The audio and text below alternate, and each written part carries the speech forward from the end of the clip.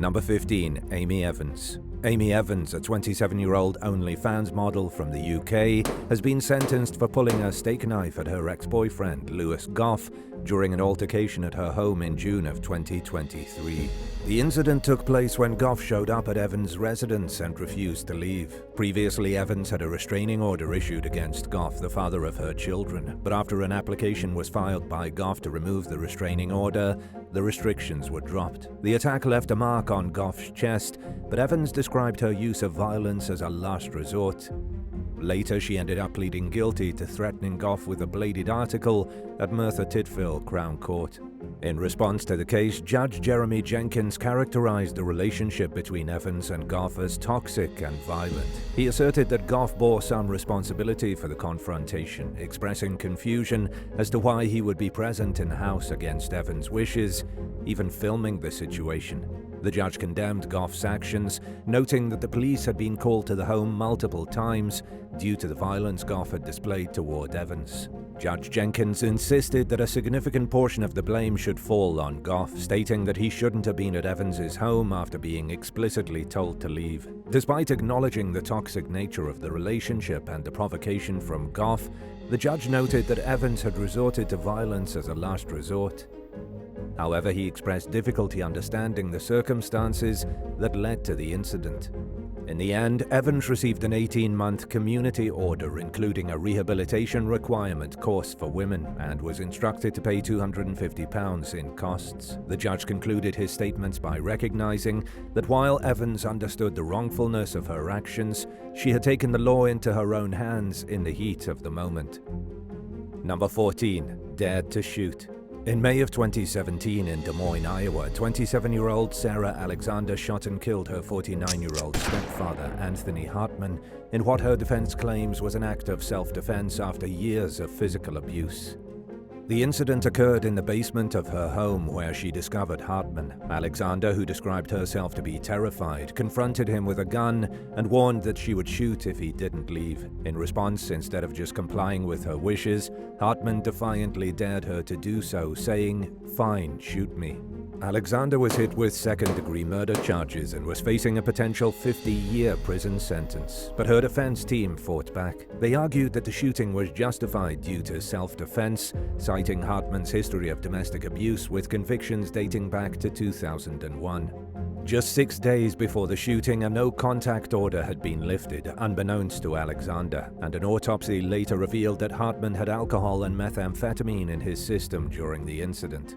Witnesses, including Alexander's boyfriend and brother, testified to Hartman's violent behavior, describing instances where he used tools as weapons and inflicted harm on family members. It came out during her trial that Alexander had previously expressed the intention to kill Hartman if he returned to the house. However, her defense claimed that was meant as a joke. The prosecution contended that Alexander had already decided to shoot Hartman before finding him in her home, alleging that she fired multiple shots until the gun jammed. The trial explored whether Iowa's Stand Your Ground law applied to Alexander's case, but the judge ultimately ruled that it shouldn't be applied retroactively. Alexander opted for a bench trial where a judge would determine the verdict rather than a jury. She then pleaded guilty to charges of reckless use of a firearm causing serious injury, as well as involuntary manslaughter, in March 2018. And as a result, she was sentenced to 10 years behind bars for the gun charge, plus an additional 5 years for the manslaughter charge the following month. She told the judge, "I'm never going to hold a gun again," and expressed remorse for the pain she caused to Hartman's family. Number 13. Gloria Reyes.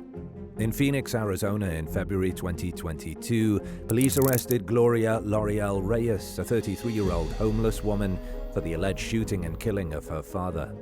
The arrest followed an emergency call that led officers to a residence where they discovered Reyes' father with multiple gunshot wounds. Unfortunately, he was declared dead at the scene. Reyes was apprehended at her father's home, and according to court documents, she confessed to shooting him. Witnesses and family members reported hearing gunshots and saw Reyes standing over her father with the weapon. One witness even heard Reyes proclaim, "I am here to take his life," as she exited her car with the weapon. During a police interview, Reyes reiterated her admission to shooting her father. Shockingly, she alleged that her father had abused her during her childhood, describing him as a monster. However, Reyes claimed that she had never reported the past abuse. Additionally, court documents revealed that she called 911 after the incident and admitted to intentionally shooting her father. Reyes is now facing charges of murder, burglary, and discharging a firearm within city limits, and a judge has set her bond at $1 million. The case is ongoing, though, and no recent updates have been released. Number 12. I'm Not a Monster. In January 2021, Melek İpek, a woman in Turkey, was released after killing her husband, Ramazan İpek, who'd allegedly subjected her to torture and threats of death. Arrested and brought before the Antalya 3rd Heavy Penal Court, the prosecutor suggested a 2 to 6 year prison sentence for reckless killing. During the hearing, Melek defended herself, making the court aware of the severe abuse she endured from her husband. She claimed that her actions were in self-defense, stating, "If my husband had not died, I or my children would be dead." The court acknowledged the tension, fear, and panic experienced by Melek, ruling that her act could be considered excusable due to her defense against an attack on her life, bodily integrity, and freedom. Consequently, the court board released Melek, stating that there was no ground for penalization. Her attorney, Ahmet Onaran, expressed relief after the ruling, emphasizing the importance of upholding the rule of law. Onaran also shared Melek's desire and excitement to reunite with her children. The incident unfolded when Melek fatally shot her husband, who was attacking her with a hunting rifle in Antalya. Then afterwards, she promptly called the police and surrendered. When she was detained, she bore visible signs of trauma on her face and body. The indictment revealed that the couple had been married for 12 years and that Ramazan systematically subjected Melek to violence. Statements from her 2 children corroborated her account of the ongoing abuse. The indictment also included the testimony of a woman allegedly having an affair with Ramazan, and she disclosed experiencing violence similar to what Melek endured. The woman expressed fear of reporting the abuse, as Ramazan threatened harm to her family. The court's decision to release Melek was based on the recognition of the excusable nature of her actions in the context of self-defense against severe and persistent violence. Number 11. Clara Harris. Clara Harris, a Texas dentist, became infamous for killing her husband David in July 2002 after discovering his affair with his receptionist, Gail Bridges. Clara's violent act occurred in the parking lot of Nassau Bay Hilton, where she intentionally ran over David multiple times with her Mercedes-Benz. The murder, fueled by Clara's fury and witnessed by David's daughter, made international headlines, earning Clara the nickname the Driller Killer. At the trial in February 2003, Clara claimed that she didn't intend to kill David but was trying to damage Gail's SUV. However, prosecutors argued that she acted with full knowledge and intent. Lindsay's testimony proved crucial, stating that Clara had previously expressed a desire to kill David. But despite the evidence, Clara's defense persuaded the jury that she acted under sudden passion, resulting in a 20-year sentence. Over the years, Clara's story continued to captivate the media. In 2005, Oprah interviewed her in prison. And in 2007, Clara faced a civil trial where she was ordered to pay $3.75 million in damages to David's parents. Despite being turned down for parole multiple times, Clara demonstrated exemplary behavior as a model prisoner, learning Braille and translating textbooks. In 2021, Clara's parole attorney, Kevin Stowie, adopted a new strategy. At her October parole hearing, her twin sons testified in her favor, emphasizing their dual victimhood. Clara's parole was then granted in November, and her release date was set for May 11, 2022. Now 60 years old and penniless, Clara plans to live with a friend, seek employment outside of dentistry, and stay out of the public eye. Supporters argue it's time to forgive her for a horrible 15-minute mistake and allow her to move forward. Number 10. Drug deal gone bad. In September 2020 in Fort Lauderdale, Florida, Gregory Cunningham Jr. faced trial for the revenge killing of Joaquin Ham. The roots of this story trace back to 2011 when Cunningham, then only 12 years old, witnessed the murder of his cousin Michael Smith during a drug deal gone awry in Lauderdale Lakes. Ham, who was involved in Smith's death, pleaded guilty to third-degree murder and served a 6-year prison sentence. Upon Ham's release, prosecutors assert that Cunningham sought revenge and fatally shot Ham in his car. Surveillance footage captured the moment, revealing multiple gunshots and a speeding Mercedes fleeing the scene.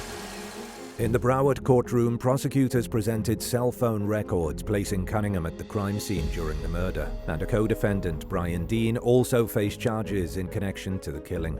Notes found on Cunningham's phone were presented as potential confessions, with one chillingly describing the impact of the shots on Ham's temple. Detective Jason Shallett, a Fort Lauderdale police investigator, read from the note during the trial. Prosecutors argued that Cunningham's motive was rooted in revenge for Ham's role in his cousin's murder, presenting another note expressing remorse for being unable to save Michael Smith and vowing that Ham would pay for his actions. Following the revenge killing, Cunningham allegedly fled to Georgia, where he remained in hiding for 4 months until his arrest. If found guilty, Cunningham faces life in prison for the murder of Ham. For now, though, the case is ongoing. Number 9. Felix Cabrera. In June 2021, an 86-year-old Florida man named Felix Cabrera fatally shot his boss at a sugar mill after being fired from his job of 31 years. Felix had requested to continue working for another year due to financial reasons, but his plea was denied by the victim, 67-year-old Billy Combus. The incident occurred in Belle Glade. The Palm Beach County Sheriff's Office reported that Felix, agitated by the rejection, retrieved a gun from his pocket and shot the victim multiple times, resulting in Billy's death. The victim was an employee of Sugarcane Growers, a cooperative consisting of 44 small to medium-sized member farms cultivating sugarcane across approximately 70,000 acres in the Everglades agricultural area. The cooperative annually produces over 350,000 tons of raw sugar, fulfilling the demand of more than 9 million people once refined. In response to the tragedy, sugarcane growers expressed horror and deep sadness over the senseless violence, explaining that Billy was a part of their cooperative family. The statement conveyed prayers for the victim's loved ones, team members, and growers affected by the incident. Felix Cabrera faced legal consequences for the premeditated first-degree murder, resulting in a charge and subsequent imprisonment without bond. The sentencing he received, however, is unclear. Number 8. Kemsha Wilson. A Harris County jury sentenced Kemsha Wilson, a 28-year-old Houston man, to life in prison for the murder of Spencer Nichols, his girlfriend's brother, in February 2022. The incident unfolded after a heated argument between Wilson and his girlfriend on Valentine's Day, eventually escalating into violence. The altercation led Wilson's girlfriend to use a firearm to convince him to comply with his eviction from their shared apartment. The following day, Wilson armed himself with an AK-47-style assault rifle and threatened his girlfriend and Nichols. Despite Nichols convincing Wilson to leave, the situation took a tragic turn. On February 15, 2022, Wilson returned to the apartment with a handgun and at least 2 other armed individuals. During the confrontation, Wilson disarmed his girlfriend, confronted Nichols with 2 pistols, pistol-whipped him, and fatally shot him in front of his 3 children. The incident occurred when Nichols, his sister, her 2 daughters, and Nichols' kids returned to the apartment to change clothes. The Harris County District Attorney, Kim Ogg, stressed the devastating impact of domestic violence, stating that family members can lose their lives while trying to intervene in abusive relationships. Assistant District Attorney Jason Campo highlighted Wilson's criminal history, including 3 previous prison sentences, and stressed that the victim paid the ultimate price for protecting his sister. The trial revealed a pattern of violence and escalation, leading the jury to decide on a life sentence for Wilson. Despite multiple opportunities for reform, Wilson's criminal behavior persisted, prompting the severe sentence. Number 7. Willard Miller and Jeremy Goodale. 17-year-old Willard Miller from Iowa was sentenced to life in prison with the possibility of parole after 35 years for the first-degree murder of his Spanish teacher, Noema Graber, in November of 2021. The attack, carried out with co-defendant Jeremy Goodale, occurred after Miller received a low grade from Ms. Graber. Miller and Goodale, charged as adults despite being 16 at the time, assaulted the 66-year-old teacher in Fairfield. The brutal attack was triggered by Ms. Graber marking down Miller's work, and both defendants used a baseball bat in the assault. During Miller's sentencing, defense arguments claiming his youth and lack of understanding of the gravity of his actions were rejected by Judge Sean Showers, who claimed that Evil does not have a birthday. Both Miller and Goodale received life sentences, and in addition, Miller was ordered to pay at least $150,000 in restitution to Ms. Graber's family. Goodale will be eligible for parole after 25 years, and Miller will be eligible after serving 35 years behind bars. The victims' loved ones expressed doubts about Miller's remorse, and some mentioned that the murder had a profound impact on Ms. Graber's husband, Paul, who passed away a month before the sentencing. In his apology to the community and Ms. Graber's relatives, Miller expressed sorrow for the distress and devastation caused by his actions. However, he pleaded with the judge to consider a shorter sentence, expressing concern about being institutionalized to the extent that he might forget his identity.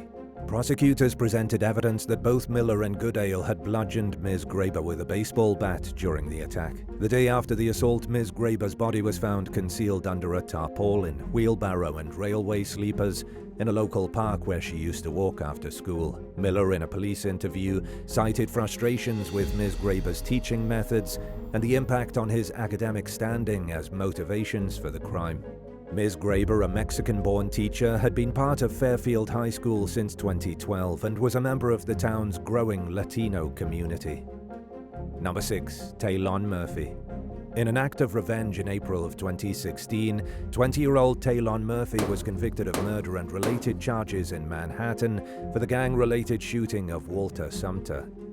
The jury took about a day to reach the verdict in connection with the violent turf war between the Manhattanville and General Grant houses in Harlem.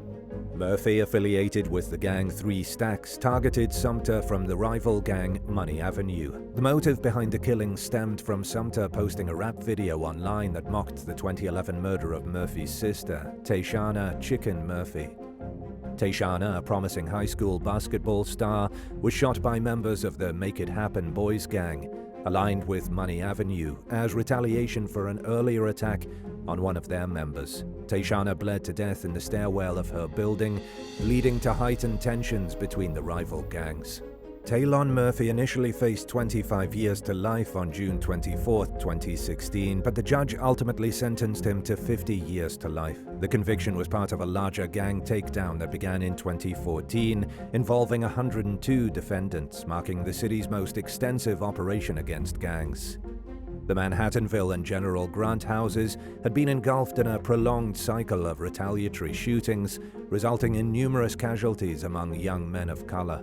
The district attorney, Cyrus Vance Jr., shed light on the broader impact of such gang violence on communities, describing it as a tragedy that reverberates across the entire community. Prior to the 2014 gang takedown, the area had witnessed 10 homicides and 46 non-fatal shooting victims. A year later, after the crackdown, the numbers significantly decreased to just 1 homicide and 2 non-fatal shooting victims, reflecting the success of law enforcement efforts in curbing the violent turf war. Number 5. Ntiso Banos.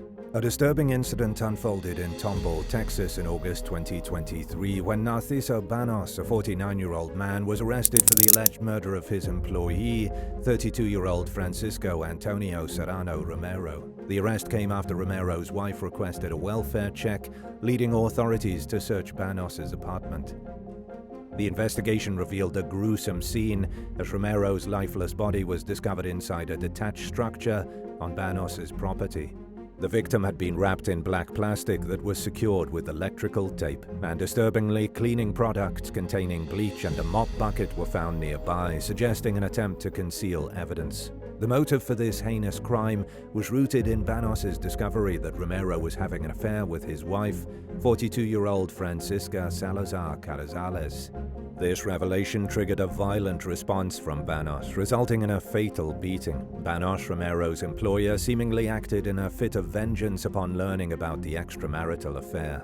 Both Banos and Carrizales faced serious charges, including murder, aggravated kidnapping, and tampering with evidence related to a human corpse. During the arrest, Banos admitted to assaulting Romero with a rifle and the grip of a handgun, even resorting to biting him on the arm.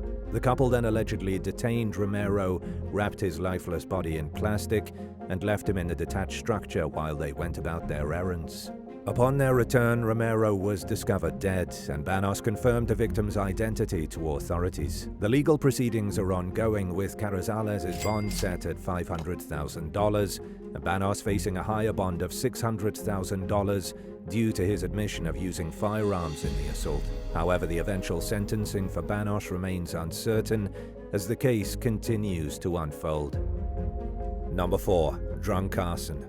In a November 2022 incident in Pattaya, Thailand, 25-year-old Donlaya Nali was taken into custody after allegedly setting fire to her boyfriend's apartment in a fit of rage fueled by suspicions of his infidelity. The dramatic incident unfolded at around 1:30 a.m., prompting a response from the police and multiple fire engines.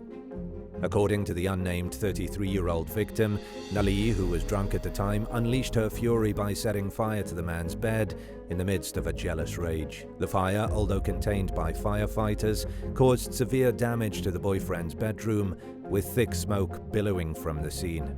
The boyfriend told authorities that while under the influence of alcohol, his girlfriend, fueled by anger and jealousy over suspicions of an alleged affair with another woman, impulsively ignited a fire. In her inability to restrain herself, she proceeded to wreak havoc in the bedroom, culminating in a physical attack on the man. The bed, set ablaze by her actions, subsequently led to the fire spreading throughout the room. As a consequence, Nali was taken into custody, where she was ordered to sober up before facing police questioning. However, the charges against her have not been disclosed at this time, or any other details about this incident for that matter. As for the boyfriend, he chose not to comment on the allegations when approached by the local press. The lack of information regarding his response has led to speculation about the truth behind Nali's accusations. Maybe he really did cheat. But still, that doesn't make it okay to set fire to the guy's house. Women do crazy things when they're in love, but their behavior is even more erratic when that love isn't reciprocated in the same way. Number 3. Luis Sixto Lopez. In early December 2022 in Newark, California, a tragic tale of revenge was revealed as 52-year-old Luis Sixto Lopez faced murder charges for the shooting death of 40-year-old Reynaldo Cantu. Prosecutors revealed that the act of revenge was tied to the suspect's belief that Cantu's son was responsible for the death of Lopez's 16-year-old daughter, Danielle Lopez. The incident occurred when Lopez, armed with a gun, confronted Cantu as he sat in his parked car in the driveway. Lopez questioned Cantu about the whereabouts of his son, alleging that the young man had killed Lopez's daughter. Then, in a disturbing turn of events, Lopez shot Cantu twice, leading to the latter's tragic death. Authorities had prior interactions with the parties involved, and the killing was captured by a Ring camera on the property, aiding in the identification of Lopez as the suspect. The arrest took place in San Jose shortly after the incident. The backstory to this revenge-driven crime revealed a series of traumatic events for the Cantu family.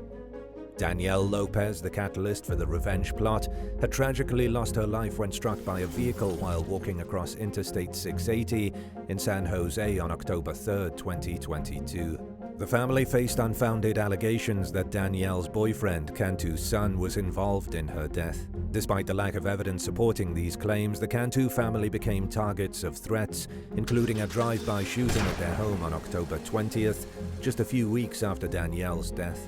Celestina Cantu, Reynaldo Cantu's wife, reported each incident to the police and expressed frustration at the system's failure to protect her family. The harassment extended to the couple's children, leading to homeschooling due to safety concerns. Reynaldo Cantu, a beloved figure in the community, was actively involved in various community activities, including coaching youth sports and assisting blind and deaf individuals. His tragic death left not only his family shattered, but also the community, which lost a caring and devoted man. Celestina Cantu mourned her husband's loss, emphasizing his impact on the lives of many and questioning how she would cope with the void he left behind. A GoFundMe page was set up to support the Cantu family in the aftermath of this devastating act of revenge, raising nearly $60,000. The money undoubtedly helped the family in their time of grieving, but no amount of cash could truly heal the damage that was done. Celestina Cantu was left a widow, and her children were left without a father. Number 2. Gangster Revenge. On Thanksgiving Eve in 2017 in Freehold, New Jersey, the tragic story of Denzel Morgan Hicks came to light as he was fatally gunned down in an act of gang-related revenge. Vicky Scott, Denzel's mother, received a devastating news in a late-night phone call, learning that her son had been literally gunned down like an animal. During the sentencing hearings for the perpetrators, Vernon Sanders and Avery Hopes, Scott expressed her grief and vehemently declared that a life for a life was the appropriate punishment for the men responsible for her son's death. Sanders, who was 39 at the time, received a 16-year sentence for aggravated manslaughter, while 28-year-old Hopes was sentenced to 12 years for attempting to murder Morgan Hicks. The horrific incident occurred when Morgan Hicks, a member of the Crips gang, was executed by Sanders, a leader in the Double One set of the Bloods gang. The motive behind the killing was rooted in revenge, with Sanders believing that Morgan Hicks was responsible for the shooting death of a fellow Bloods member 6 years earlier, despite no evidence linking Morgan Hicks to the incident. Testimony during the trial revealed that gang members, including Sanders, planned to take revenge on Morgan Hicks upon his release from prison in 2017. Hopes, another Bloods member seeking gang recognition, was enlisted to bring a gun. While Sanders fired fatal shots at close range, Hope's shots missed. The mistrial that followed the initial trial highlighted the complexities of gang-related violence in Asbury Park, revealing the socio-economic issues that contribute to such incidents. Scott's victim impact statement portrayed her son as a kind, caring, and ambitious individual who was trained as an electrician's apprentice with dreams of becoming an engineer. Both defendants expressed remorse during the sentencing, with Sanders acknowledging his failure to resist a violent act and causing pain to a mother. Hopes, on the other hand, declined to address the court. The sentences imposed by Judge Joseph W. Oxley required both defendants to serve 85% of their prison terms under the No Early Release Act. Despite the tragedy, Scott emphasized the need for better opportunities to address gang violence in the community. And now for number 1. But if you want to hear more bizarre and crazy stories, stay tuned after the video for some more content. Number 1. 3 Scorned Women. A revenge plot was carried out in August 2009 in Wisconsin when 3 women, 47-year-old Teresa Zeman, 44-year-old Wendy Sewell, and 43-year-old Michelle Bellevaux, followed through with a humiliating attack on Danessa Davis, a married man who was caught cheating on his wife, Tracy Hood Davis. The scorned wife had discovered her husband's affairs with as many as 5 women and devised a plan for retribution. Tracy lured Danessa to a Chilton motel, promising him a massage. Once there, he voluntarily allowed himself to be tied to the bed and blindfolded. Tracy, along with the other 3 women, stormed in, having been contacted by the wife. Then, according to police reports, the attackers used scissors to cut off the man's underpants and applied superglue to his private parts. During the assault, the women interrogated the victim about his feelings toward each of them, taunting him with questions about his preferred future partner. The attack then escalated, with claims that Zeman pointed a gun at the man's head and genitals, threatening his life. The torment only ceased when the victim began to scream. The assailants fled, taking his phone, wallet, and car. Danessa, in need of hospital treatment, reported that Zeman had also punched him in the face, resulting in a bruised left eye. An arrest warrant was issued for Tracy Hood Davis, who disappeared from her family home after the assault. The police discovered that she'd informed the mistresses that her husband was exploiting them for sex and money. Zeman, who admitted to meeting the married man on Craigslist, disclosed that the affair had involved financial transactions. The 3 women faced charges of false imprisonment, with Zeman also charged with sexual assault and battery. But each woman was released on $125 bail. Hood Davis was eventually arrested, but she too was released after posting bail. In the end, nobody served jail time for the revenge scheme. Instead, they all received 1 year of probation with community service. The judge appointed to the case apparently stated that the public shame and scrutiny was enough to deter future actions. 9. Tia Weathers. After finding out that her boyfriend was at another woman's house, Tia Weathers tried to confront him at the scene. He refused to come outside, but the 32-year-old makeup artist had another plan up her sleeve. She got into the front seat of her philandering partner's car and used it as her personal toilet. After going number 2, she texted the man and told him to sit in it. He blocked her shortly thereafter, marking the end of what proved to be a messy breakup in more than one way. In a TikTok video she posted in early 2022, Tia explained that the incident happened a decade earlier. She said that her ex was furious after discovering the smelly surprise, but that they had both gotten over the ordeal. They even became friends again and were able to look back and laugh. Tia's video generated mixed responses. Some praised her chosen form of payback as genius, and a few even said they would have taken it a step further by rubbing it in, while others saw the act of revenge as childish or were too grossed out to think it was funny. One commentator expressed dismay and disapproval, accusing social media influencers of proudly admitting to toxic behavior and acting like it's normal. Regardless of whether or not someone agrees with what Tia did, there's no doubt that it had its intended effect of upsetting her ex. 8. Glitter Barrage. When 24-year-old Nicole Walker began to suspect her girlfriend of cheating in October 2022, she decided to confront her. She would later say that she just had a gut feeling that her partner Vera was hiding something. During the conversation, Walker tricked Vera into admitting she had been unfaithful. The couple broke up, but it didn't end there. Wanting to get revenge on her disloyal ex, Walker met with a friend for dinner and to brainstorm ideas on the best way to achieve retribution. She ultimately decided to dump glitter all over Vera's apartment and filmed herself doing it for TikTok. In the video, she could be seen pouring the notoriously difficult to clean material all over the carpets, in the bed, in drawers, and everywhere else she could think of. Walker said she even put sparkles in the fridge and freezer. She also recalled how Vera burst into tears when she sent her the video. But Walker didn't feel bad, and even said that she felt her ex deserved the glitter barrage. Surprisingly, the pair ended up getting back together. But even then, Walker still said that she thought Vera deserved it, and that she'd do it again in the future if she felt the need was there. 7. Augustine Gladney. In 2020, a man named Ernest Smith called the Fort Worth police and told them that an urn containing his mother's remains had gone missing from his home. At the time, he and his girlfriend Augustine Gladney were going through a rough patch. 2 years later, Smith contacted law enforcement again and named Gladney as a prime suspect in the disappearance of his mother's ashes. He told officers that he'd overheard Gladney telling her daughter that she threw the cremains in a lake. Shortly after, she allegedly sent Smith a text confessing to the act, which he showed to the police. Gladney's revenge backfired big time by landing her in trouble with the law. She was charged with the abuse of a corpse and faces up to a year in prison and a fine of up to $4,000 if convicted.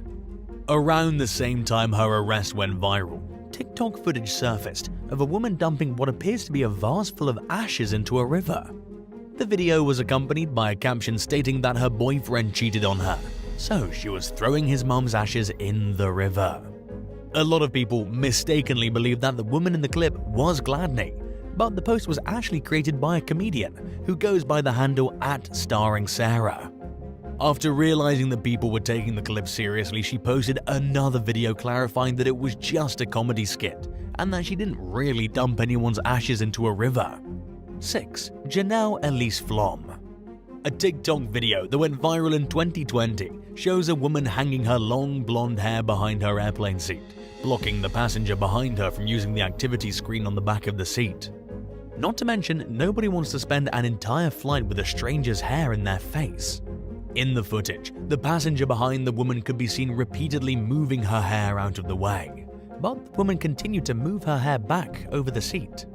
Eventually, the passenger behind the woman lost her patience and began rubbing chewing gum into the blonde mane that kept getting in her way. She also took a pair of nail clippers and snipped off several locks before sticking a saliva-covered lollipop in the woman's hair. For good measure, the irritated passenger then dipped the hair in her coffee. The woman appeared not to notice the entire time.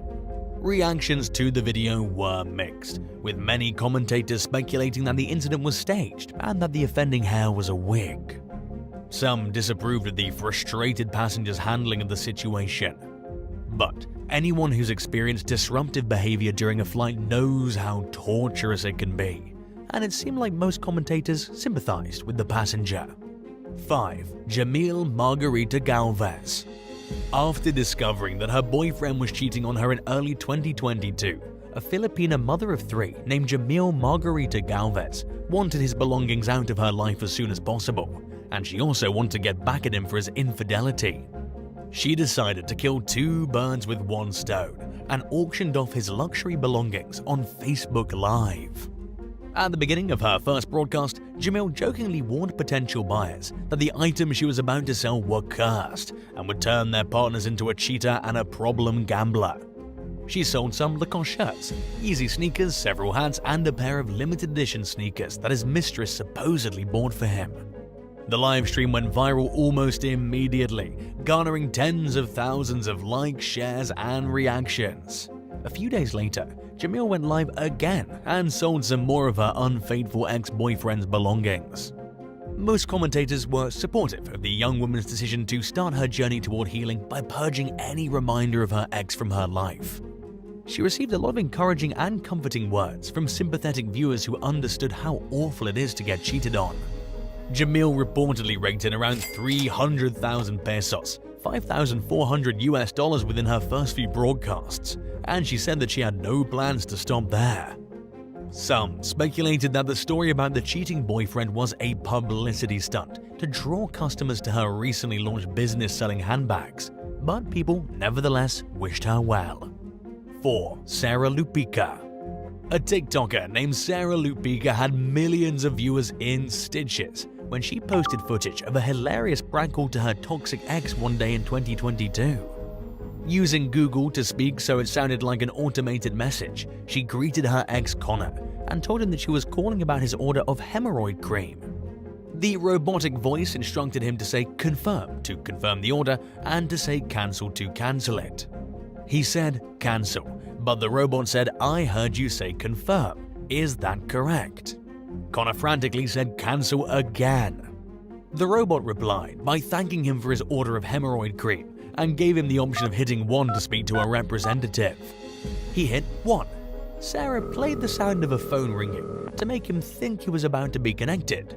Then the robot instructed him to enjoy the specially selected hold music, at which point Big Sean's "I Don't Fuck With You" began to blare into the phone.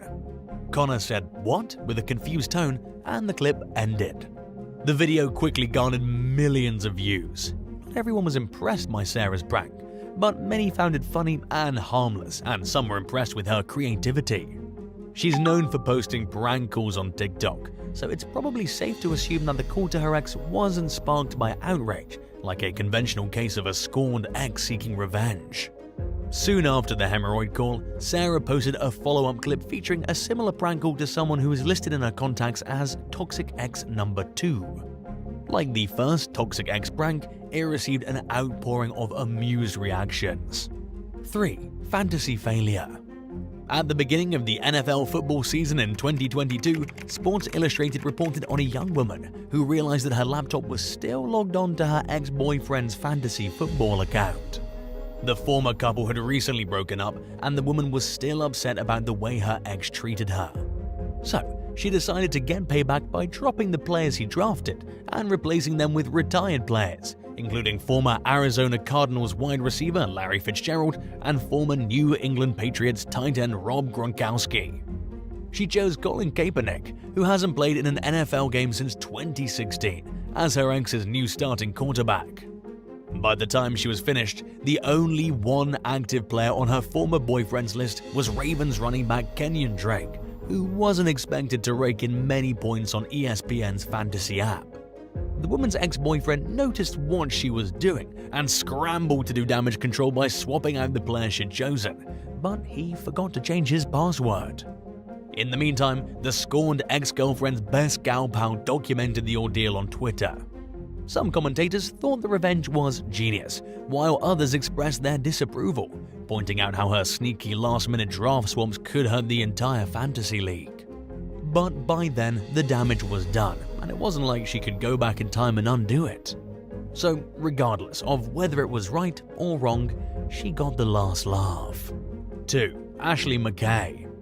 Ashley McKay was appalled when he watched his home security footage and noticed that one of his neighbors who lives on a nearby street was allowing her dog to do its business in his yard and not clean up afterwards.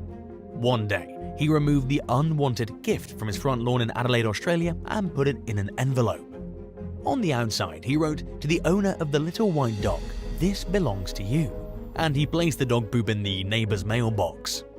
Ashley posted photos on social media, along with a caption explaining that this is what you get when you use your neighbor's yard as a place for your dog to go number 2. He also shared surveillance footage of the offending act, which shows the neighbor waiting while her dog goes to the bathroom on Ashley's lawn, then walking away without putting any apparent thought into cleaning up the mess. Speaking with the Adelaide Advisor, Ashley said that he takes pride in his home's appearance, but he was mostly put off by the neighbor's lack of respect. Most of these social media users who commented on his post seemed to agree that he handled the situation appropriately. Days after the post went viral, Ashley told the Daily Mail Australia that the neighbor hadn't been back to his property and he didn't think she would be returning after being put on blast. 1. Returned rubbish. In late 2022, an American TikToker and garbage disposal company owner, going by the handle @GregMFinney, received a request for a dumpster from a man he'd done business with a few times in the past. Finney dropped the dumpster off at the customer's home, and he soon requested for the full receptacle to be picked up and swapped out with another empty dumpster. His credit card was denied, but since Finney had done business with the man before and was on a tight schedule, he picked up the full dumpster and dropped the empty one off. The customer promised to provide him with a different credit card later that day, but Finney's repeated calls to get the information went unanswered. When Finney went to pick up the dumpster the following day, he couldn't get to it because it was blocked in, and nobody answered the door at the residence. He called the customer from a different number, and the man hung up on him.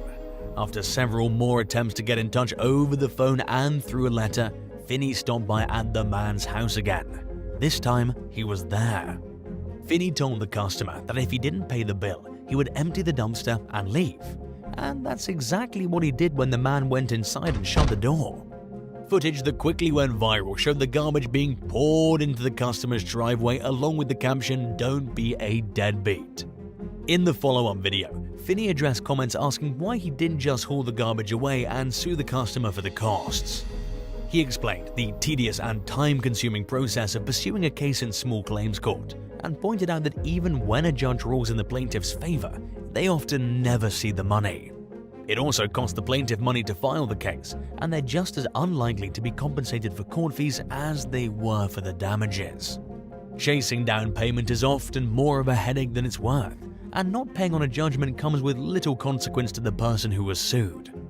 Unwilling to put himself in that position or to provide free service to an unpaying customer, Finney did what made the most sense and left the garbage behind.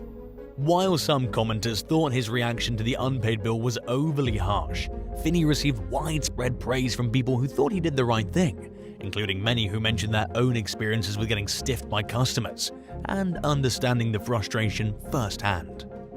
If you found out that your partner was cheating on you, would you break up with them immediately and never speak to them again, or would you take revenge before dumping them? Let us know what you would do in the comments down below. And if you enjoyed this video, be sure to leave a like and subscribe to the channel. Thank you so much for watching, and we hope to see you in the next one. Bye.